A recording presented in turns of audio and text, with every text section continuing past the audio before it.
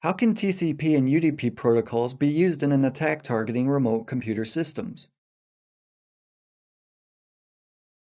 In one of the previous modules, we discussed an attack method called the idle scan.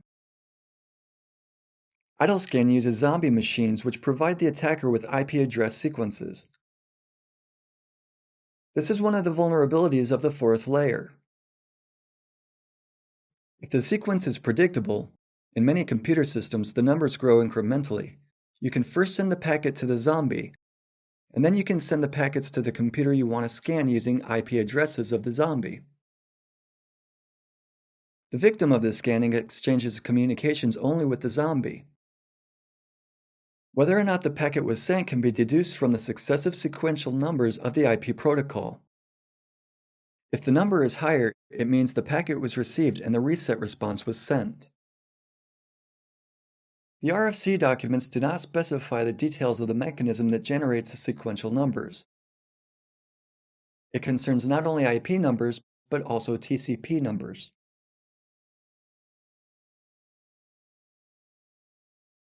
Some years ago, a very popular type of attack consisted of terminating a TCP session. There were many programs that allowed the attacker to hijack a TCP session in order to, for example, throw someone out of a chat. If the attacker had access to the medium and was able to notice that two machines exchanged data in the TCP session, the attacker could get the sequential numbers of the packets. As we already mentioned, these numbers are sent to ensure that the delivery is complete.